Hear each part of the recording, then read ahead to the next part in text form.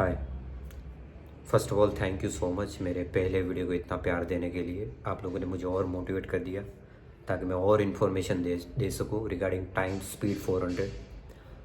First of all पिछले video में मैंने बताया था कि आपको क्यों ये बाइक ख़रीदनी चाहिए, क्या इसके फ़ायदे हैं और किस तरीके की ये बाइक है, किस तरीके का इसका परफॉर्मेंस है। इस वीडियो में मैं बताऊंगा कि आपको टाइम स्पीड 400 क्यों नहीं लेनी है। ठीक है, इसके रीज़न बताऊंगा। शुरू करते हैं। तो पहला रीज़न ये है कि इसकी माइलेज बहुत कम है सिटी में। ठीक है, अगर आप माइलेज वाली बाइक ढूंढ रहे हो तो फिर ये बाइक मत लो। सिटी में इसकी माइलेज होगी 22 से लेकर 27 तक, इससे कम भी जा सकती है। तो ठीक है, तो कीप इन दैट माइंड कि अगर आप माइलेज के बेसिस पे ये बाइक ले रहे हो तो मत लीजिए। ठीक है। सेकंड रीज़न ये हो गया कि अगर आप ईएमआई पे ये बाइक ले रहे हो, आपको लोगों को दिखाना है कि मेरे पास इतनी अच्छी बाइक है, मैं टाइम ओन करता हूँ, तो मत लीजिए ये बाइक। ठीक है। अभी मैं देख रहा हूँ कुछ लोगों को ये दिमाग में आता है कि मैं 20-25 हज़ार का डाउन पेमेंट भर के ये बड़ी बाइक ले लूँगा। तो बिल्कुल भी ऐसी गलती मत कीजिए।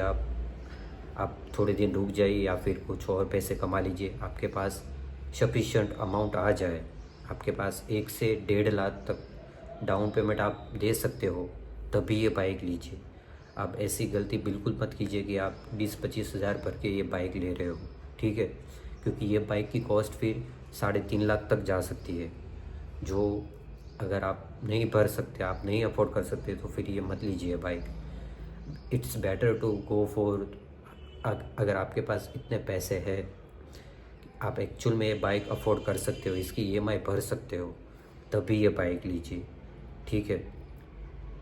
और थर्ड रीज़न ये हो गया कि अगर आपके पास ऑलरेडी 4 से 100 सीसी में बाइक है और फिर ये बाइक आप ले रहे हो, तो फिर मत लीजिए। ठीक है, जस्ट बिकॉज इसके आपको लुक अच्छे लग रहे हैं, इसके एस्थेटिक अच्छे लग रहे हैं और आपको ट्राइम की ब्रांड अच्छी लग रही है तो ही ये बाइक लेनी है, ऐसा बिल्कुल मत कीजिए। ज़्यादा सेगमेंट में इससे अच्छी बाइक भी और कंपनी में भी आती है, ट्राइब में भी आती है, तो आप उस पे जा सकते हो। स्पीड ट्विन हो गई या फिर स्क्रैम्बलर 1200 हो गई या फिर बॉर्नविले हो गई, ट्राइम टाइगर हो गई, बहुत सारी बाइक है, तो उस तरीके की बाइक में आप चाहिए। और फिफ्थ रीज़न मैं आपको बताऊंगा कि अगर आपने 100 से 150 बाइक का वेट है, जो आपके पास करंटली फ़िलहाल जो बाइक है, अगर आपने इस तरीके के वेट सेगमेंट में ही अपनी बाइक चलाई है, मेरा कहने का मतलब है कि आपने 150 तक किलो तक की बाइक हैंडल की है आपने।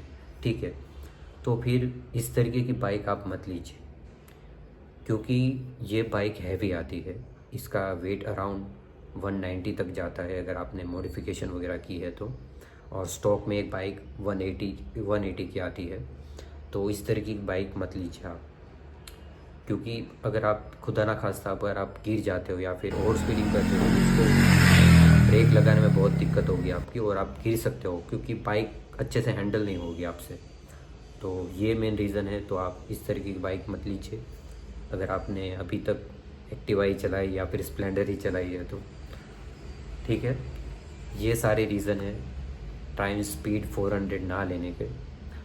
कुछ अगर मुझसे कम कम रह गया होगा, मैं आगे और वीडियो बनाऊंगा। अगर और जानकारी चाहिए तो प्लीज़ मुझे कमेंट में बताओ, और सब्सक्राइब कीजिए, लाइक कीजिए, और मुझे और बताओ कि आपको किस बारे में, टाइम के बारे में और कुछ जानना है या फिर राइडिंग के बारे में और कुछ जानना है।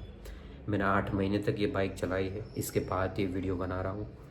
ठीक है, और मैंने टाइम वालों से कोई पैसे नहीं लिए, जैसा मैं बता चुका हूँ पहले वीडियो। शुक्रिया।